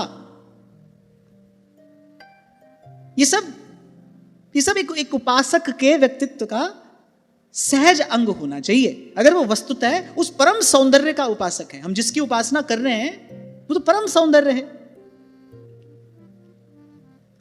अब मुझे इस समय वो शब्द याद नहीं आ रहे, शायद श्री चाचा जी महाराज की वाणी में मैंने पढ़ा, या श्री प्रेमदास जी महाराज का कोई पद है। शब्द मुझे इस समय ठीक से स्मरण नहीं आ रहे कि प्रियाजू के वस्त्र आभूषणों को संभाल कर, संवार कर, सहेज कर रखना, यह भी एक सहचरी की सेवा है। क्यों? क्योंकि प्रिया जी की जितनी वस्तुएं हैं उनके श्रीअंग का स्पर्श होते ही वस्तु तद्रूप हो जाती है। ठाकुर जी के श्रीअंग का स्पर्श होते ही वस्तु साधारण नहीं रहती। इसीलिए प्रसाद में अन्न बुद्धि नहीं की जाती, चरणामृत में जल बुद्धि नहीं की जाती, क्योंकि उसको श्रीअंग का स्पर्श प्राप्त हो गया है। ठाकुर जी को निवेदन कर दिया गया है। प्रभु को निवेदन कर दिए जाने के बाद प्रसाद साधारण वस्तु नहीं होता। प्रसाद प्रसाद है, ना वो सात्विक है, ना राजसिक है, और ना कुछ और। वो प्रसाद है, वो गुणातीत हो गया। और इसी निष्ठा और भावना से, इसी को कहते हैं प्रसाद बुद्धि। इसी निष्ठा और भावना से अगर प्रसाद ग्रहण किया जाए तो प्रसाद केवल शरीर को ही नहीं, मन प्राणों को भी तुष्ट पुष्ट करने वाला होता है। सर्वस महाप्रसाद। अरे श्री उद्धव जी तो कहते प्रसाद के बल पर हमने माया को जीत लिया। हे प्रभु, आपके प्रसाद के बल पर हम आपकी माया को जीत गए, आपकी माया से पार पा लिया है हमने, प्रसाद के बल पर। प्रसाद में प्रसाद बुद्धि हो, तो यह भी सहचरियों की सेवा है। श्री प्रियाजू की प्रत्येक वस्तु संभाल कर रखना, सहेज कर रखना, सुव्यवस्थित रखना। इसलिए मैंने कहा कि एक साधक उपासक के जीवन में ये सब बातें सहज स्वाभाविक रूप से होनी चाहिए। और मैं कहता हूं जो सबसे मूल बात है वो तो स्वच्छता, पवित्रता है। वो तो होनी ही होनी चाहिए, होनी ही होनी चाहिए। मैंने तो महाराज श्री के मुख से ये सब चर्चा सुनी। मुझे तो पूज्य महाराज जी का एक ही बार दर्शन हुआ, शायद 10 सितंबर को महाराज जी का निकुंज गमन हुआ है ना। 10 सितंबर 2003 को पूज्य महाराज श्री का निकुंज गमन हुआ। और 24 और 25 अगस्त को, 24 अगस्त को वहां अचल विहार में, और 25 अगस्त को लालजू की छठी थी, महाराज श्री का यहाँ शुभ आगमन हुआ था, यहाँ पर उनका दर्शन हुआ। तो ऐसे प्रत्यक्ष में तो कोई उनका हमको संग सानिध्य मिला नहीं, लेकिन महापुरुष की जो कृति होती है उससे उसकी वृत्ति पता चलती है।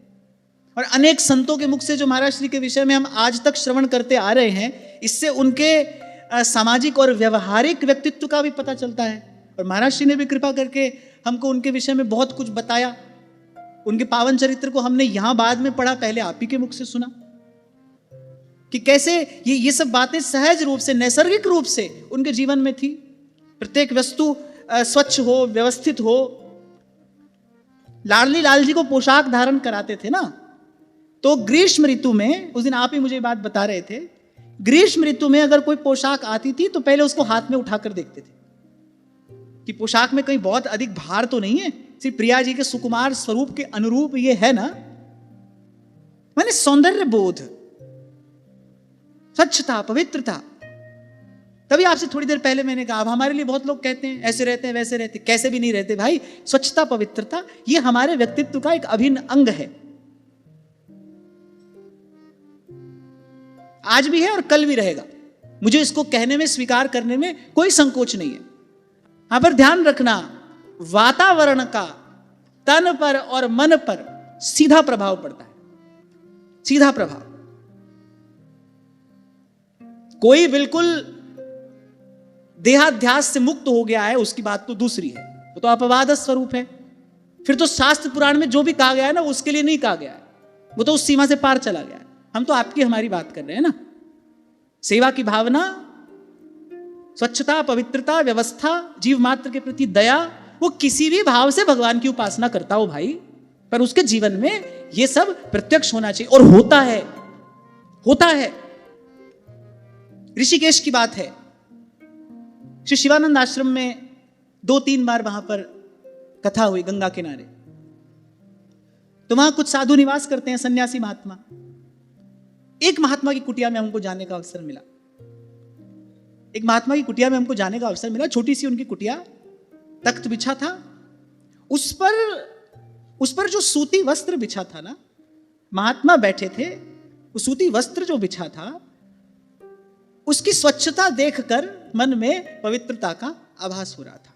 यथास्थान मिट्टी का एक जल का पात्र रखा था, जिस मेज पर पुस्तकें रखी थी वो भी सबसे छोटी पुस्तक आगे, फिर उससे बड़ी पीछे, फिर उससे बड़ी पीछे।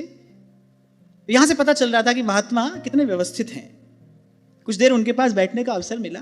तो ये बात नहीं है कि आपके पास बहुत अधिक वस्तुएं होनी चाहिए, ना ना ना, इसकी बात यहां बिल्कुल नहीं हो रही है। हमारा तो सिद्धांत ही आवश्यकता से कम, पर जो हो। अरे और हम तो भाई उस परम रूप के उपासक हैं। ध्रुवदास जी महाराज श्रृंगार शत में कहते, लालजू अपनी पिचकारी से जो धार प्रिया जी की ओर डालते हैं ना, बोले बूंद वहीं वहीं पड़ती है जहां जहां चाहिए। अब 42 लीला हो तो मैं आपको वो पद गाकर सुना। बोले उतनी ही बूंद और वहीं पर पड़ती है जहां जहां जितनी बूंद चाहिए। वाणी में ही तो सब रहस्य है, रसोपासना के सब रहस्य वाणी में ही तो है। जब पहली बार पढ़ा था तो ऐसे रोम रोम झनकृत हो गया। अभी बता रहा हूं तो मुझे वही अनुभव हो रहा है। लाल जी पिचकारी से जल की धार, कुमकुम मिश्रित जल है, उस जल की धार प्रियाजू की ओर डाल रहे हैं और कह रहे हैं उस जल की बूंद प्रियाजू के मुखारविंद पर, श्रीअंग पर वहीं उतनी ही पड़ती है जितनी चाहिए। इसीलिए कहते हैं संतुलन जीवन की सुंदरता है, balance is the beauty of life. और एक और बात, गति के लिए अगर आवश्यकता है तो वो एक ही बात की तो है, और वो है संतुलन। जैसे संतुलन बिगड़ता है, आप गिर जाते हैं ना, आप गिर गए, किसी ने कहा क्या हुआ, आपने कहा बैलेंस बिगड़ गया था इसलिए गिर गए। जैसे संतुलन बिगड़ता है ऐसे आप गिर जाते हैं, आपकी गति बाधित हो जाती है। ऐसे जीवन की गति भी है, जैसे संतुलन बिगड़ेगा जीवन की गति बाधित हो जाएगी। और उपनिषद का मंत्र है चरैवेति चरैवेति, चलते रहिए चलते रहिए, ये गति बाधित ना होने पाए, चलता रहे, बहता रहे, वही जीवन है। और साधु का जीवन तो ऐसा ही होना चाहिए, चरैवेति चरैवेति, चलता रहे, बहता रहे।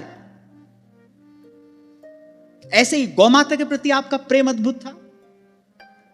प्रथम दिन आपको मैंने निवेदन किया था, और गौ माता के प्रति विशेष प्रेम और गौ माता की सेवा में विशेष आग्रह का एक कारण भी था, क्योंकि गौ माता के दुग्ध से ही आपका पोषण हुआ था।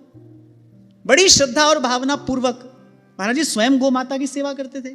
यहां लिखा है एक प्रसंग में, यानी एक बचिया, उसका तो महाराज जी से इतना स्नेह हो गया कि महाराज जी के बिस्तर पर ही वो महाराज जी के पास आकर बैठ जाया करती थी, और महाराज जी भी उसको दुलारते रहते थे, उसको स्नेह प्रदान करते रहते थे। एक बार गौ सेवा करने वाले सेवक से गौ सेवा में कुछ प्रमाद हो गया। महाराज जी को कभी क्रोध नहीं आता था, सदा स्वस्थ प्रसन्न उनका मुख भी और उनका हृदय भी। पर गौ माता की सेवा में प्रमाद देखकर महाराज जी को क्रोध आ गया, फटकार दिया उसको। यहां तक कह दिया, बोले आज के पीछे हमको अपना मुख मत दिखाना। कुछ और लोग थे वहां पर जिन्होंने कहा कि महाराज जी क्षमा कर दीजिए, आज के बाद इससे गलती नहीं होगी। बोले ना, गौ सेवा में प्रमाद ये हमको किसी भी प्रकार से स्वीकार नहीं। बड़ी अद्भुत निष्ठा थी उनकी गौ सेवा में।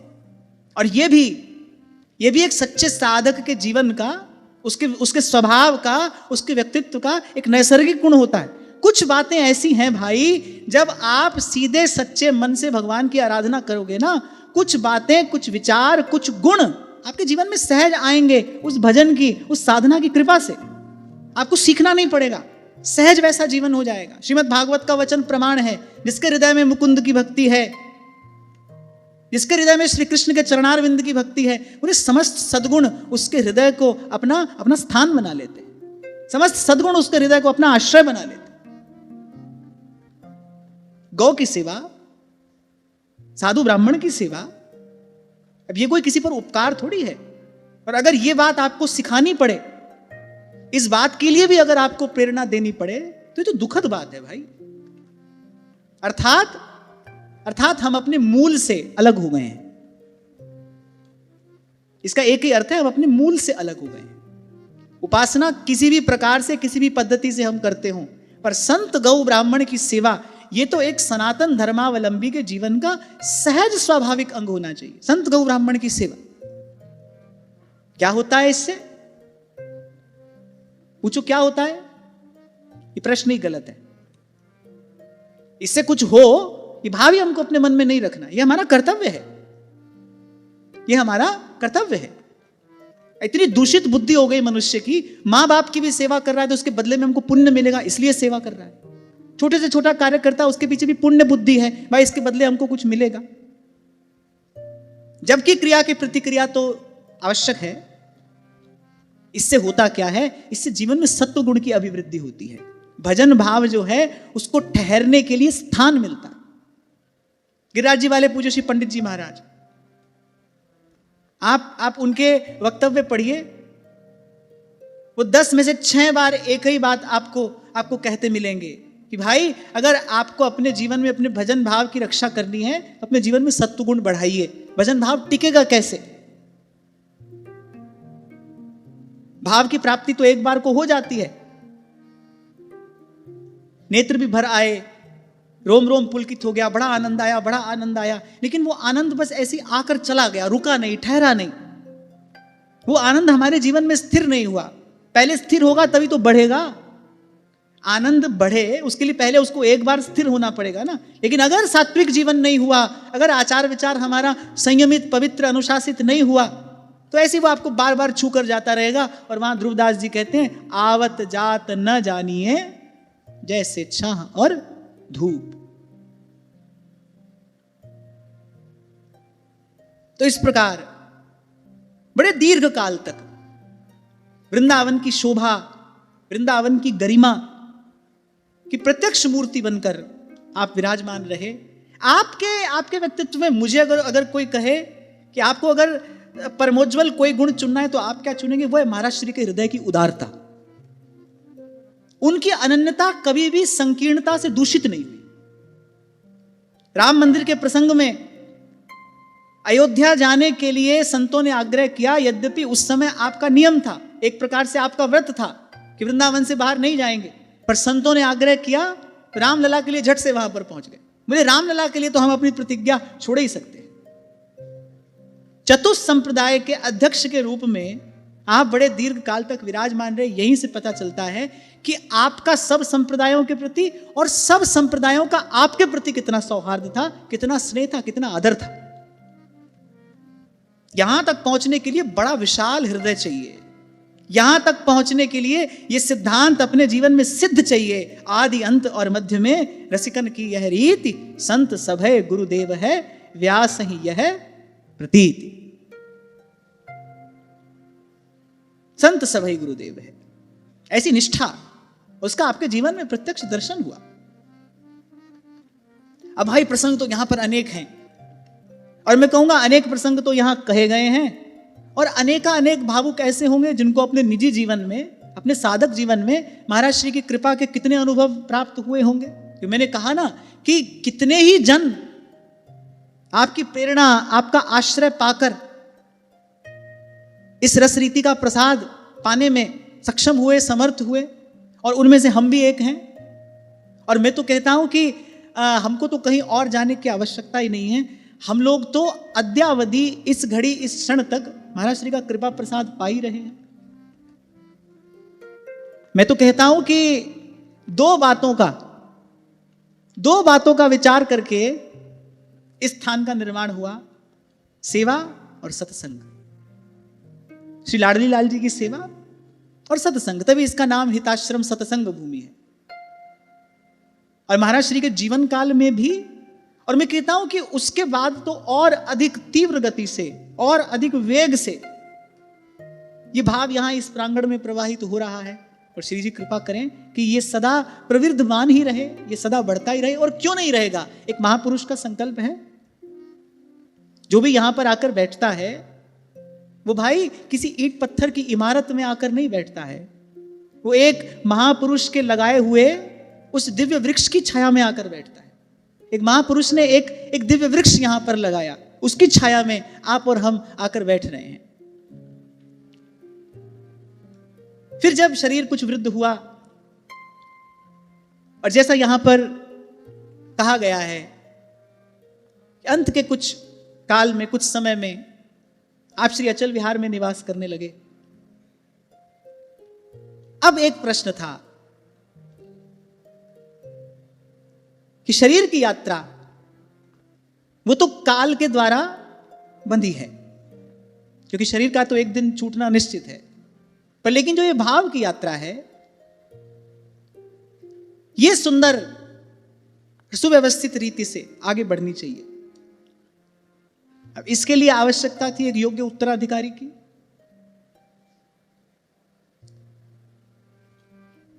महाराज श्री से पहले ये भार किसी को दिया गया, उनकी एकांतिक भजन में रुचि थी, उन्होंने अपनी असमर्थता प्रकट की। आश्रम का क्या होगा ये चिंता नहीं थी उन्हें। वो जानते थे संसार में स्थायी कुछ नहीं है। कल यहां कुछ नहीं था, आज ये बना, कल पता नहीं क्या होगा। जिस स्थान पर आपने अपना घर बनाया है, घर बनाने से पहले वहां कुछ नहीं था, आज घर बना। हो सकता है कल फिर एक समय आए वहां कुछ ना रहे, और ऐसा होता ही है, ऐसा होगा ही। एक योग्य उत्तराधिकारी चाहिए। किस लिए? आश्रम की चिंता नहीं थी। मुझे महाराज श्री कहा करते थे, बोले मुझे आश्रम की चिंता नहीं है, चिंता बस केवल एक बात की है कि मेरे लाडली लाल जी की सेवा कौन करेगा, मेरे लाडली लाल को लाड़ कौन लड़ाएगा, मेरे लाडली लाल, यही बस, यही महाराज जी की चिंता थी। शरीर तो भाई उसकी अपनी सीमा है, वो अब धीरे धीरे असमर्थ हो रहा था। और अब क्योंकि मैं चरित्र कह रहा हूं तो प्रत्येक बात जैसी घटी वैसी ही मुझे कहनी पड़ेगी। हमारे महाराज श्री पर, पूज्य महाराज श्री की दृष्टि तो थी, लेकिन आपकी इस ओर बिल्कुल भी रुचि नहीं थी। आप एकांतिक, उत्कट त्याग और वैराग्य से युक्त भजन साधन में अपना जीवन यहां पर व्यतीत कर रहे थे। सेवा, सत्संग और स्मरण, यही आपके जीवन का आधार भी थे, यही आपकी जीवन यात्रा का मार्ग भी, यही आपका लक्ष्य भी था। सत्संग, सेवा और सुमिरन, अत्यंत त्याग और वैराग्य में आपकी रहनी थी। तो आपका तो इस ओर न कोई ध्यान था और न आपकी इस ओर कोई रुचि थी। महाराज श्री ने स्वयं ही इसमें अपने भाव निवेदन किए हैं कि कहीं हमको ये भार सौंप ना दिया जाए, इस भय से हम महाराज जी के बहुत निकट आया भी नहीं करते थे, उनके बहुत पास नहीं आते थे, क्योंकि महाराज जी की आप पर दृष्टि थी। उनकी पैनी दृष्टि ने शायद आपको पहचान लिया था, और आप इस भय से कि कहीं मुझ पर यह भार न डाल दिया जाए, मैं शायद इसको वहन करने में समर्थ नहीं हूं। क्योंकि मैंने कहा ना कि भजन एकांत जिन मन समानी, पकड़ रहनी से जो रहा हो, त्याग वैराग्य युक्त जिसका जीवन हो, उसके लिए भाई ये व्यवस्था बहुत अनुकूल नहीं भी हो सकती। एक वाक्य महाराज श्री का आपके कान में पड़ा कि क्या श्री लाडली लाल जी की सेवा की चिंता में हम अशांति में ही चले जाएंगे? बस वो जो एक वाक्य था उसने आपके दृढ़ हृदय को विगलित किया और महाराज श्री आपके हाथ में ये डोर देकर और सदा सदा के लिए निर्भर हो गए, निश्चिंत हो गए। और इसमें कोई अतिशयोक्ति नहीं है, ये केवल मैं ही नहीं, ये तो सभी लोग कहते हैं कि जिस भाव और चाव से, आश्रम की नहीं, जिस भाव और चाव से आपने महाराज श्री की सेवा की, उसका परिणाम आज सबके सामने है। जब से आप आए उत्सवों की यहां पर झड़ी ही लग गई और आज के दिन तक वो क्रम चल ही रहा है और आगे भी चलता रहेगा।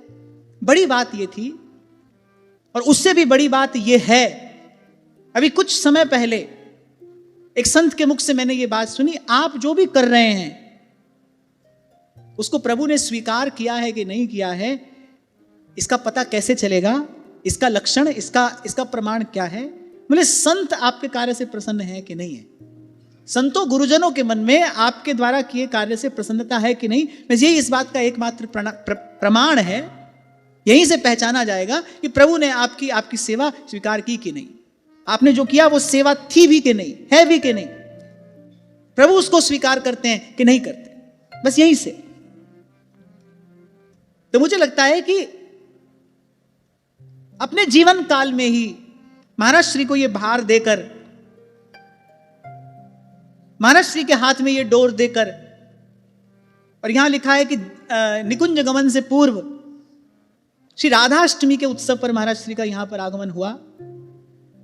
अति दिव्य उत्सव का, समाज का महाराज जी ने दर्शन किया और दर्शन करके महाराज श्री का रोम रोम प्रसन्न हो गया। यहां लिखा है कि जेब में महाराज जी के जो कुछ था वो सब तो बधाई में बांट ही दिया, आसपास जो लोग थे उनसे भी सब लेकर लुटा दिया। और उत्सव की विश्राम के बाद पूज्य महाराज श्री को हृदय से लगाकर और अपनी परावाणी से, अपनी दिव्य वाणी से, क्योंकि वो समय था, वो क्षण थे जब उनका मन चित्त सर्वात्म रूप से अपने इष्ट चिंतन में ही तन्मय था, तल्लीन था, अपनी परावाणी से महाराज श्री को आशीर्वाद देकर कि आप सदा सुख समृद्धि को प्राप्त होगे, प्रसन्न हो गए, संतुष्ट हो गए। और मुझे लगता है भाई, जिसने अपने जीवन काल में अपने गुरु को संतुष्ट कर लिया, श्रीमद् भागवत में भगवान वेदव्यास का वचन है, उसके लिए क्या प्राप्त करना शेष है? जिसने अपने जीवन काल में संत गुरु की प्रसन्नता, उसकी संतुष्टि और उसके प्रसाद स्वरूप उसकी पुष्टि, उसका अनुग्रह प्राप्त कर लिया, उसको कुछ भी प्राप्त करना शेष नहीं है। मुझे अपने इस साधक जीवन में जो कुछ अमूल्य मंत्र आपके चिंतन से प्रसाद स्वरूप प्राप्त हुए, मैं कभी कभी विचार करता हूं कि वो चिंतन कहां से आया होगा, उस चिंतन का स्रोत क्या रहा होगा। तो उस चिंतन का स्रोत निश्चित रूप से इष्ट गुरु की प्रसन्नता ही है। उसी प्रसाद से वो दिव्य चिंतन उद्भूत होता है, क्योंकि भगवान स्वयं गीता में कह रहे हैं, जब किस पर प्रसन्न हो जाता हूं तो क्या देता हूं, ददामि बुद्धि योगम तम येन माम उपयान्ति ते।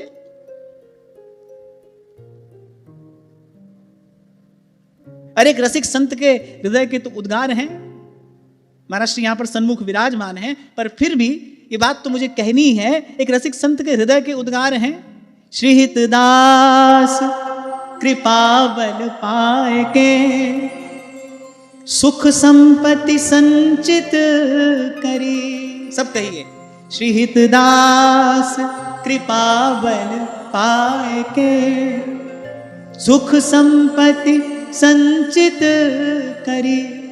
अभिलाष स्वामी हितदास की हित कमल दास पूरन करी। अभिलाष स्वामी हृतदास की हित कमल दास पूरन करी। उस राधा अष्टमी के उत्सव का दर्शन करके आप पूर्ण संतुष्ट हो गए, पूर्ण निश्चिंत हो गए, सर्वथा सर्वतो भावेन सर्वात्म रूप से इष्ट के चिंतन में तन्मय तल्लीन। उसी राधाष्टमी के उत्सव के 3 दिन बाद बक्सर वाले पूज्य श्री मामा जी का आगमन हुआ। आपके दर्शन को आप अचल विहार गए। पूज्य श्री मामा जी से आपका बड़ा स्नेह था, बड़ी आत्मीयता थी। यदा कदा उनके सत्संग का आयोजन यहां हिताश्रम सत्संग भूमि में हुआ ही करता था। नेत्रों में जल भरकर आपने पूज्य श्री मामा जी से कहा, अब हम चलना चाहते हैं, उनके नेत्र भी सजल हो गए। भाई इस संसार में सबसे दुर्लभ अगर कुछ है ना, तो सीधा सच्चा अनुकूल संग ही तो है। यही सबसे दुर्लभ है, यही सबसे दुर्लभ संपत्ति है। सुंदर संग सब मिल जाता है भाई, यहां ये नहीं मिलता। संत समागम हरि कथा तुलसी दुर्लभ दोए। आपको सुनाया था ना मैंने, किसी ने पूछा कि मार्ग महत्वपूर्ण है या लक्ष्य महत्वपूर्ण है, तो कहने वाले ने बड़ा सुंदर उत्तर दिया, बोले ना मार्ग ना लक्ष्य, बोले संग महत्वपूर्ण है, किसके संग आप चल रहे हैं। और बात भी बिल्कुल सही है, संग अच्छा हो तो कठिन मार्ग भी कब बीत जाता है पता नहीं चलता, और संग अच्छा ना हो, सब सुविधाओं के बीच में आप बैठे हो और पास रहने वाला जो व्यक्ति है, पास बैठने वाला जो व्यक्ति है, उसी से मन में गांठ पड़ी है। आप देखो दोनों के हृदय में अग्नि प्रज्वलित है, कहीं सुख चैन का नाम निशान नहीं है, और वहीं संग अच्छा है, संग अनुकूल है, तो कठिन मार्ग भी कब बीत जाता है पता नहीं चलता। संग महत्वपूर्ण है। और परम श्रद्धेय प्रातस्मरणीय श्री बक्सर वाले मामा जी, आप भी भाव सिद्ध महापुरुष थे, भाव प्रवीण महापुरुष थे। अनेक अनेक संतों का आशीर्वाद आपको प्राप्त था, आप भी संतों के बड़े प्रिय थे। और श्री स्वामी अखंडानंद जी महाराज तो पूज्य महाराज श्री को कहा ही करते थे, सबके प्रिय सबके हितकारी, सबके प्रिय सबके हितकारी। मुझे तो लगता है साधक जीवन की सबसे बड़ी उपलब्धि यही है कि साधक कभी किसी के लिए बाधक ना हो। सबका प्रेम, सबका स्नेह, सबका सौहार्द प्राप्त कर लेना, क्षमा करना भाई, पर यह सबके वश की बात नहीं होती। ये बड़ा कठिन है, दुर्लभ है ये। सबका प्रेम, सबका स्नेह। श्री स्वामी अखंडानंद जी महाराज कहा करते थे, बोले सबके प्रिय सबके हितकारी। वो तो लाड से प्यार से आपको कहते हित जी थे, हित जी। तो आप सबके प्रिय सबके हितकारी। पूज्य श्री मामा जी आपका दर्शन करने के लिए आए, आपके नेत्र सजल थे, आपने कहा अब हम चलना चाहते हैं। और बस उसी भाव में, यद्यपि आप मित्र थे, सुहृद थे, बड़े आत्मीय एक दूसरे के, पर उस समय जाने किस भाव में आप थे, आपने उनका हाथ उठाया और अपने सिर पर रख लिया। और यहां वर्णन किया गया है कि उसके पश्चात जितने भी संत महानुभाव दर्शन करने आते रहे, सबसे महाराज श्री आशीर्वाद लेते रहे। भाव में भरकर सबका हाथ उठाकर अपने सिर पर रख लेते थे और कहते थे हमको आशीर्वाद दीजिए। पूज्या श्री हितप्रिया दीदी उस समय निकट सेवा में थी, हमारे पुष्प जी भी उस समय पास में महाराज जी के सेवा में थे। तो बस वो 3-4 दिन के बाद महाराज श्री हितप्रिया दीदी से कहने लगे, भाई संतों के मंगलमय दर्शन हो गए, अब हमको विदा होना चाहिए, रज मंगवाओ। अब उस समय उनके हृदय पर क्या बीती होगी ये तो उनका हृदय ही जानता है। ये बात सुनते ही उनका हृदय बड़ा व्यथित हो गया, और वो स्वयं लिख रही हैं कि थोड़ी सी रज लाकर मैंने महाराज श्री के श्रीमुख में डाल दी, लेकिन मेरा मन बड़ा व्यथित हो गया, रोम रोम रुदन करने लगा। थोड़ी रज मैंने उनके सिरहाने पर भी रख दी। फिर महाराज जी बोले तुम मानती क्यों नहीं हो, रज मंगवाओ। तो दीदी ने कहा कि महाराज जी अभी गो दोहन हो रहा है, समीप में कोई है नहीं, थोड़ी देर में रज मंगवाते हैं। उनको शायद लगा कि बहुत अधिक औषधियां महाराज जी ले रहे हैं, शायद उन औषधियों का कुछ प्रभाव हो मस्तिष्क पर, जिसे बार बार हमको रज लाने के लिए कहते हैं। महाराज जी की एक ही रटन लगी थी, भाई हमारे लिए रज मंगवाओ, हमारे लिए रज मंगवाओ। और वो ये सोच रही थी भाई ये कठिन घड़ियां, ये दुखद घड़ियां किसी प्रकार से व्यतीत हो जाए और महाराज जी ये कहना बंद कर दें। पूज्य श्री नागरीदास जी महाराज मंदिर दर्शन करने के लिए जा रहे थे। दर्शन करने के लिए जाते जाते महाराज श्री कुटिया में आए, प्रणाम किया। महाराज श्री ने उनसे कहा कि देखो ये हमारी बात मान नहीं रही है, हम बहुत देर से इनसे कह रहे हैं कि हमारे लिए रज मंगवा दो, अब हमारे विदा होने का समय है, हमें रज मंगवा दो। तो श्री नागरीदास जी ने स्थिति की गंभीरता को कुछ समझते हुए और श्री हितप्रिया दीदी से कहा कि अगर कह रहे हैं तो रज मंगवा दी जाए। अब भाई रज मंगवाने की इच्छा किसकी हो, तो अनिच्छा पूर्वक ही ये कार्य किया गया। रज बिछा दी गई। अब रज में सहज ही कुछ कंकड़ पत्थर आदि रहे होंगे। बड़े भाव भरे शब्दों में पूज्य दीदी लिख रही है, कालक्षेप करने के लिए आटा छलनी से बोले हमने रज को छानना आरंभ किया। श्री नागरीदास जी ने कहा इस पर गद्दा बिछा दीजिए। और महाराज जी एकदम बोले गद्दे का क्या काम, बोले रज का शरीर से सीधे स्पर्श होना चाहिए। और रज में लेटने की उनको इतनी उतावली थी, पहले उन्होंने स्वयं ही अपने हाथ से अपने वस्त्र उतार दिए, केवल कौपीन धारण था। इसी बीच एक और संत आ गए। उन्होंने जब महाराज जी की स्थिति देखी तो वो नाड़ी परीक्षण करना जानते थे। उन्होंने महाराज जी का नाड़ी परीक्षण किया और महाराज जी से कहा, महाराज जी आपकी नाड़ी बिल्कुल सामान्य है, आप बिल्कुल ठीक हैं, आप इस प्रकार का हठ ना करें, और जब ऐसी स्थिति हमको लगेगी बोले उस समय हम स्वयं ही रज मंगा देंगे। महाराज जी ने कहा अच्छा ठीक है, फिर एक कार्य करिए, मेरे शरीर में रज लगा दीजिए, मेरे शरीर में भी रज लगा दीजिए, मेरे आसन पर भी रज डाल दीजिए। आसन पर रज डाल दी गई, तकिया पर रज डाल दी गई, महाराज श्री के शरीर पर रज लगा दी गई। उस दिन कहते हैं कुछ भी प्रसाद ग्रहण नहीं किया और शैया पर लेट तो गए, लेकिन लेटते लेटते कहने लगे, बोले तुम लोगों ने अपने हठ के कारण हमको शैया पर नहीं उतारा, हमको रज पर नहीं उतारा, बोले लेकिन हमको तो अब लाडली लाल की सेवा में जाना है, हम तो पहले ही चले जाते, यदि तुम हमारी बात पहले मान लेते तो हम तो पहले ही चले जाते। फिर इस घटना के पश्चात फिर उनकी स्थिति सर्वथा परिवर्तित हो गई। नेत्र अर्ध निमीलित रहने लगे, कभी कभी कुछ कह देते थे और साथ साथ ये भी कह देते थे कि जो मैं कह रहा हूं इसको ध्यान देकर सुनो, ये परावाणी है, ये परावाणी है। और बस इसी प्रकार चहु और वृंदावन की रज, क्योंकि श्री देवरा बाबा जी महाराज ने यही आशीर्वाद आपको प्रदान किया था, आपकी इच्छा भी यही थी कि ये वृंदावन की देव दुर्लभ दिव्य चिन्मय रज हमको अंतिम समय में प्राप्त हो जाए। वृंदावन धाम भाद्र मास की पूर्णिमा, जिस दिन सांझी उत्सव का आरंभ होता है, भाद्र मास की पूर्णिमा और प्रातः काल 4:30 बजे श्री हरिवंश श्री हरिवंश श्री हरिवंश कहते हुए प्रियालाल की ये अत्यंत प्रिय, अत्यंत प्यारी, निकटवर्तिनी सहचरी प्रियालाल की निज सेवा में पुनः वापस पहुंच गई। जैसा मेरा हृदय इस समय अनुभव कर रहा है, जैसा आप सबका हृदय इस समय अनुभव कर रहा है, मैं सोचता हूं कि ये लोग, ये सौभाग्यशाली लोग, हमारे ये पुष्प जी, हितप्रिया दीदी, ये लोग जो उस समय महाराज जी की सेवा में रहे, जिन्होंने दीर्घ काल तक ऐसे महापुरुष का प्रकट संग सानिध्य प्राप्त किया, महाराज श्री का विरह, महाराज श्री का वियोग किस प्रकार सहन किया होगा, वो स्थिति किस प्रकार सही होगी, ये तो भाई इन्हीं का हृदय जानता है। थोड़ी देर के लिए भी मैं आपसे अपनी बात निवेदन करूं, कुछ क्षणों के लिए महाराज जी का दर्शन हुआ, 2 शब्द हमने महाराज जी के मुख से श्रवण किए। जब बगीचे में दर्शन करने गए तो दोनों हाथ उठाकर उन्होंने कहा था तुम्हारा कल्याण हो, और जब यहां आए, अरे इतना सौभाग्य मेरा अवश्य रहा, केवल 10-15 दिन का ही तो फेर रहा, अगर महाराज जी हमको प्रेरणा न देते तो हम इस लाभ से वंचित रह जाते। ऐसे तो आपके ऋण से मैं किसी भी प्रकार उऋण नहीं हो सकता, और हमको होना भी क्यों है, गुरुजनों के ऋण से ऋणी रहने में ही शोभा है कि मस्तक इस भाव से झुका ही रहना चाहिए। पर आपकी कृपा से हमको दर्शन भी हुआ, और जो 2 शब्द हमने उनके मुख से श्रवण किए, 2 क्षण उनका दर्शन किया, दोनों हाथ उठाकर कहा आपका कल्याण हो। यहां आए तो वहां एक बड़ा सुंदर सौभाग्य मुझे श्री जी की कृपा से प्राप्त हुआ कि मुझे बहुत अच्छे से वो समय याद है। राजभोग का समय था, यहाँ लाडली लाल जी का पट हो गया था, और राजभोग प्रसादी लेने के लिए महाराज श्री भीतर गए थे।